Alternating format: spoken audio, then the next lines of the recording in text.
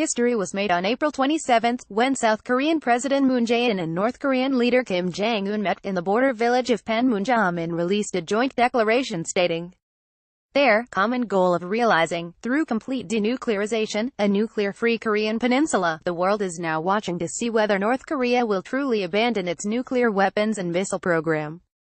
The summit was only the third ever between the two nations, which are still technically at war, and the first in about 10.5 years.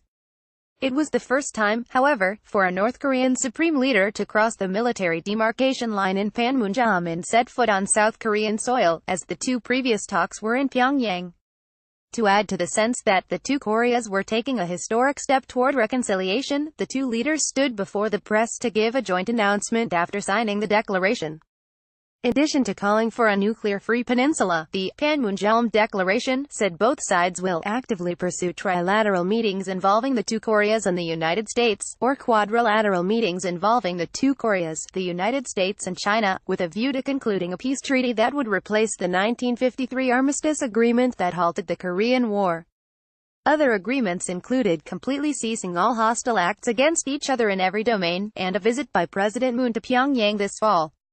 We, the two Koreas, will make efforts to create good results by communicating closely, Kim said.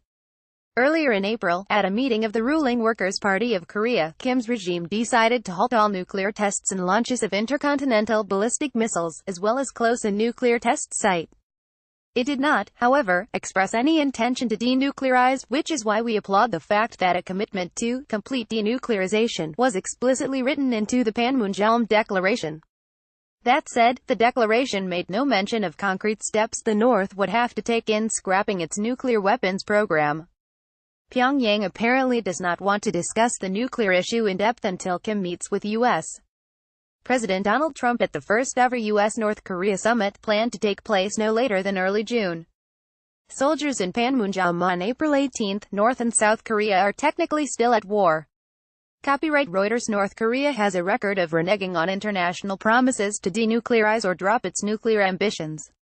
If the Kim regime is genuinely serious about total denuclearization this time, it will have to accede to Washington's demands that it dismantle its nuclear program in a complete, verifiable and irreversible manner.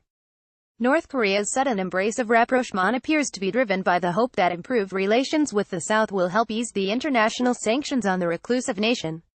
When Kim made his surprise visit to Beijing in March, he reportedly told Chinese President Xi Jinping, the issue of denuclearization of the Korean peninsula can be resolved if South Korea and the United States respond to our efforts with goodwill. While taking progressive and synchronous measures, Kim's mention of these conditions for denuclearization suggests that North Korea may offer measures only in a piecemeal manner while asking for economic aid and other benefits in return for each step it takes. Given that possibility, Japan, the U.S. and South Korea should keep the pressure on Pyongyang through sanctions even as they prepare for the U.S.-North Korea summit.